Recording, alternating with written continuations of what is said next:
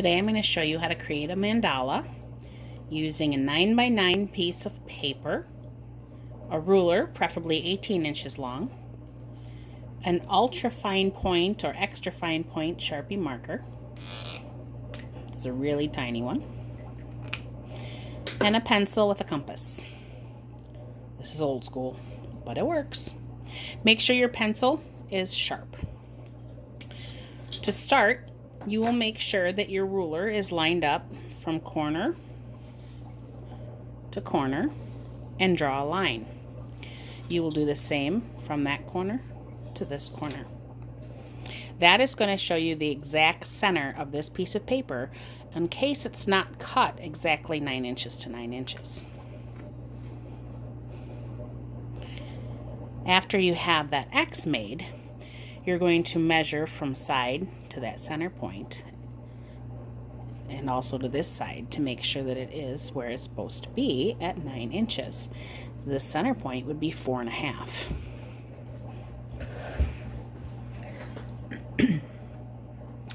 So I would take my pencil out of my compass or have another pencil, and I would lay my ruler down. Depending on your ruler, whether or not your edge starts at the edge or if it's in a little. This one here does not start and end on the edges. So you have to line up the edge of your paper with where your ruler starts. Put a little dot at 4.5 inches. This side goes to 9. Do the same at the bottom. From the 0 mark to the 9, put a little dot at the 4.5. Then, with your ruler lined up correctly against those dots and to the middle, use your pencil to make sure you're straight and lined up by those dots. Lightly draw your line. Do that in the other direction as well. That is all you have to do, is divide it into 8. I have chosen to divide mine into larger or smaller sections. If you have a protractor, then it's one of those where it's flat on this side and it's half round and it shows you your angles.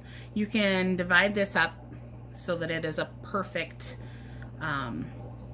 angle if you want, depending on the size of your paper. For this specific piece, if I measure 2 inches from the center on both sides and 2 inches from the center on all sides, okay, then I'm going to have these angles a lot closer than if I try to divide this space up in half again. This is 4.5 inches. Half of that would be 2.25.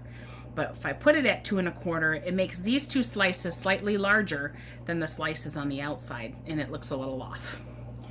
So I ended up choosing 2 inches from here to that mark to make this extra slice.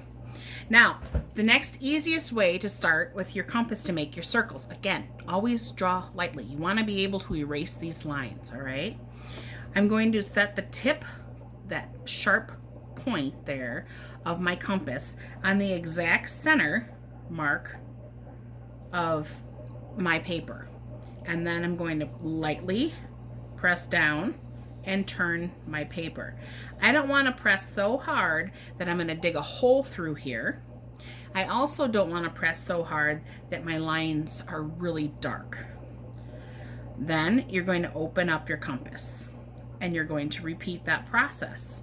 Now, if you want to have certain spacing, you can do that. Your compass is equipped with lines and measurements that will allow you to adjust it.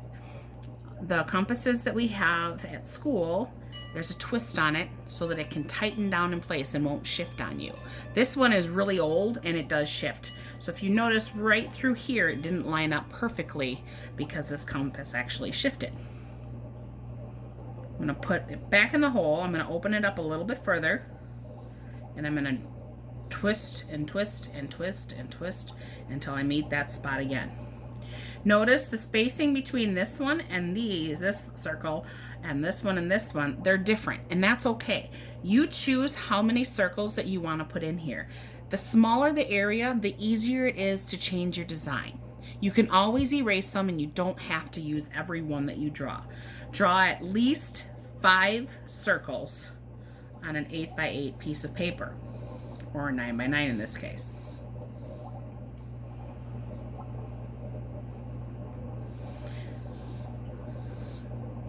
So I open it up ever so slightly.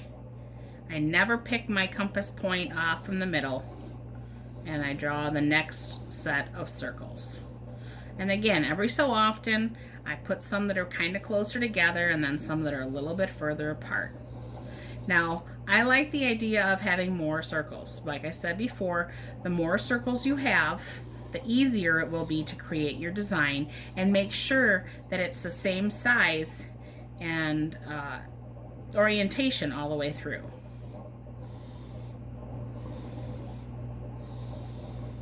All right. I'm finished with circles. I have 1, 2, 3, 4, 5, 6, 7, 8, 9, 10. 10 circles here. From this point, you can put your pencil away. You don't need it anymore except for an eraser if you have. I wouldn't use the end of the pencil unless you need to get into fine areas and your pencil eraser is bigger than mine. Because it's tinier than like one of our big ones from school, you can get into smaller areas. Now, working on our hand-eye coordination and making sure we have that fine motor skills, we're going to hold our marker like we would a pencil. And I'm going to start in the center, and I'm going to just create some kind of line or design based on my circles. And then I'm going to repeat that in every little pizza square, we'll call them, pizza slice, throughout the whole piece. So in the center here, I'm going to go ahead and I'm going to trace this guy, but I'm not going to make it look totally like a pizza slice. And then I'm going to skip the second one there, and I'm going to go to the third one.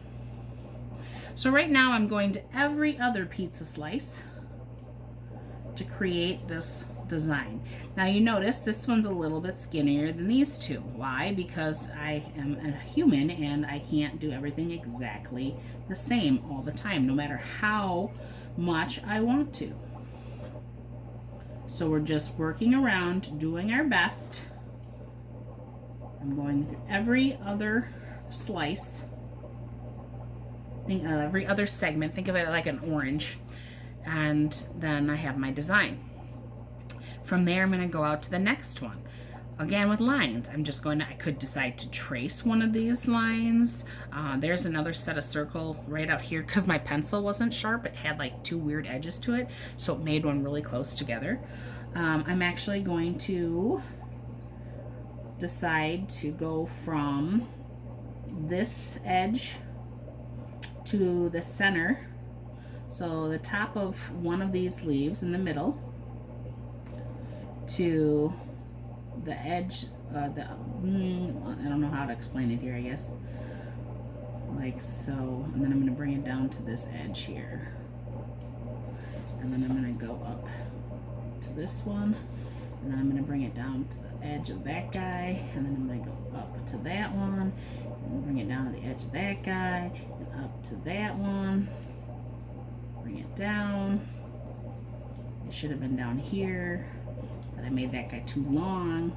I'm going to go up to this center and bring it down over here, repeating that all the way through.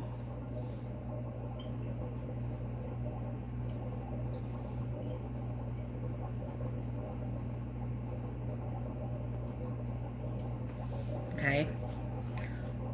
It just created a weird kind of star type pattern. All right, so from here I can decide if I want to do something in every slice again, in every other slice, and every third slice. Whatever it is, it's a radial design, so you start in the center and it grows and it gets bigger and you're repeating patterns. All right, so I'm going to go from that point to this point and that point to this point and make straight lines. I'm going to do that all the way through. Slow and steady. Create your design.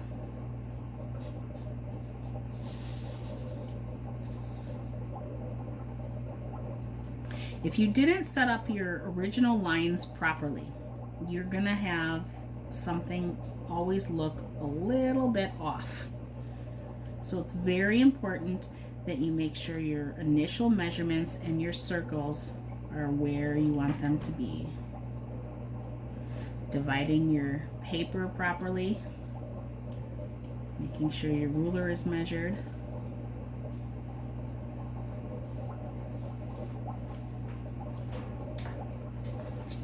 And continue this all the way around.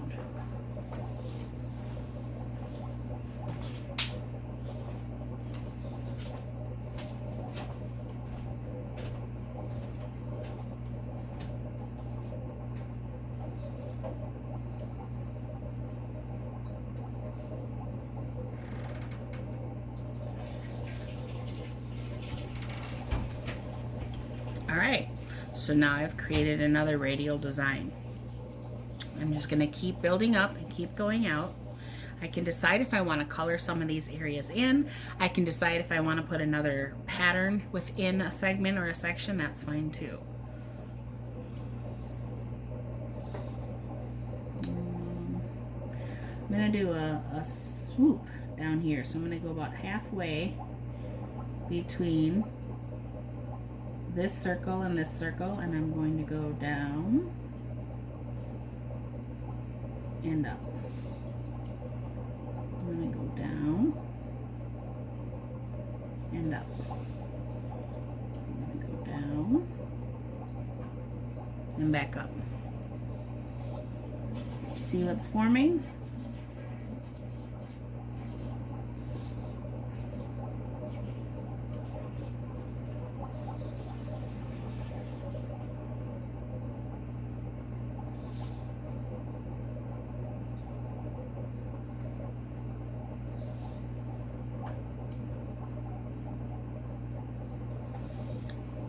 Okay, I think I actually want to outline this circle here or create a box. Actually, I think I'm going to do that. I'm going to go straight across from this one to this one and then skip one and go across to that guy and skip this and go across to that guy and skip this one and go across to that one.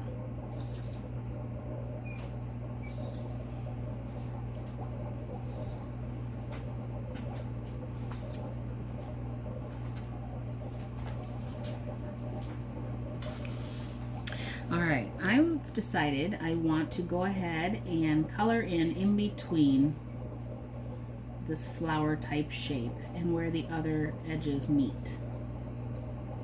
Alright, so that actually will help that stand out a little bit.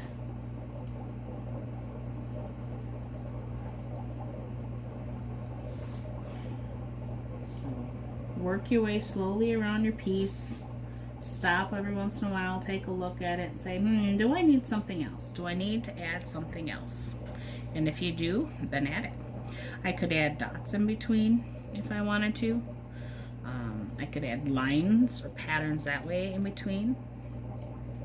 I think with this guy, I'm going to go straight up here, straight up here. I'm going to try my best to do even spacing. All right, here, here, here, and there. All right. Do I want to do it in every segment? I could. Do I want to do it in every other? I could. Do I want to do it in every fourth? I could. So let's start with that and see what happens. You can always go back and add more, but once you've started, you can't take it away. You could color it all in, but then your whole mandala will be black, and then what was the point? Nice slow strokes. And then I'm going to see this. I can't skip two because I don't have enough. So that won't work. But I can change it up and do the reverse on this guy. Let's make him backwards.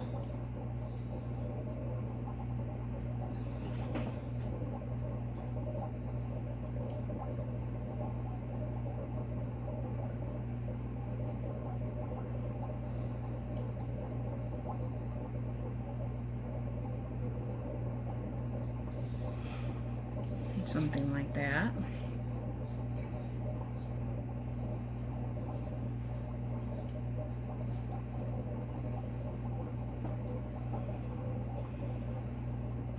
You just continue and go and do the lines throughout everything to make it look right.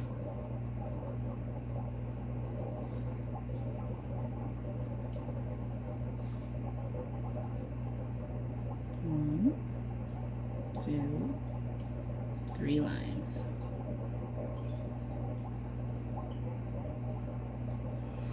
Maybe I'll leave those. No, I'll probably have to fill those in too.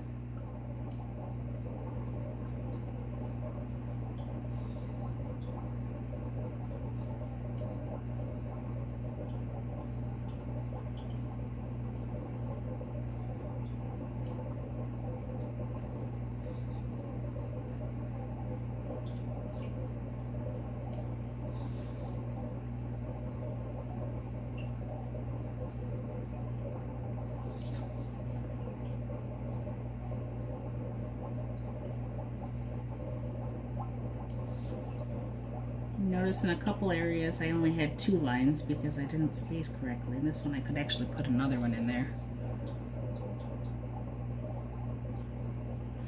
Might actually look better if I do stick another one in there. Alright. Let's go ahead and continue on. I'm going to make a swoop up to this one, and then I'm going to bring it the other direction down to here. And I'm going to swoop up to this one, and bring it the other direction down to here.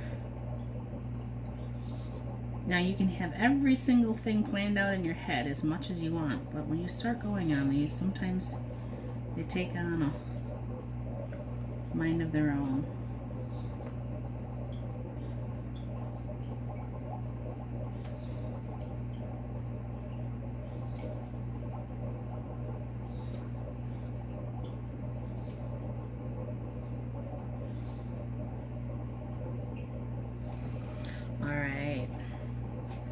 Now I could continue on and go in the other direction as well and kind of have them overlapped like I did this section in here.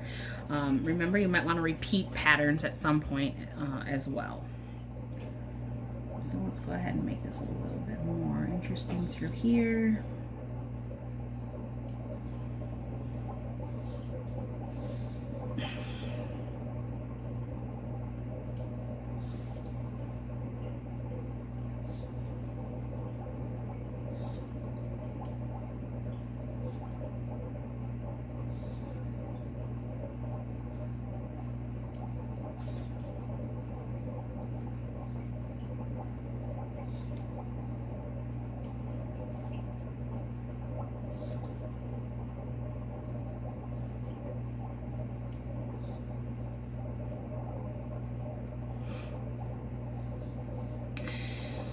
Let's have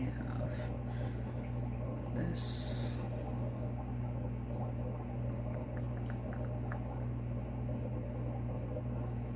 Let's see how that's going to look.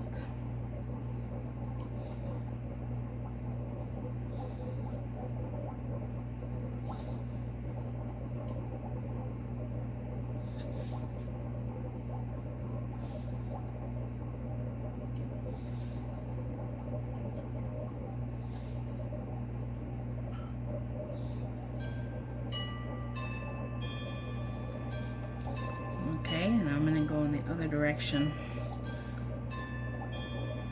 like so. Let me know if I missed one. You can do there.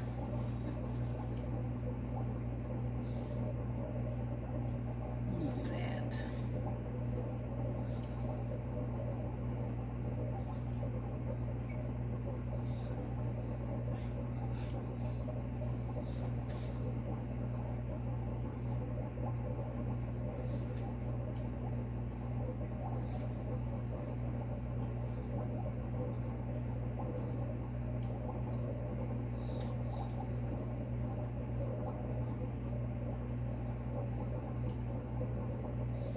I did have some really weird things going on there, so let's finish this off here. There.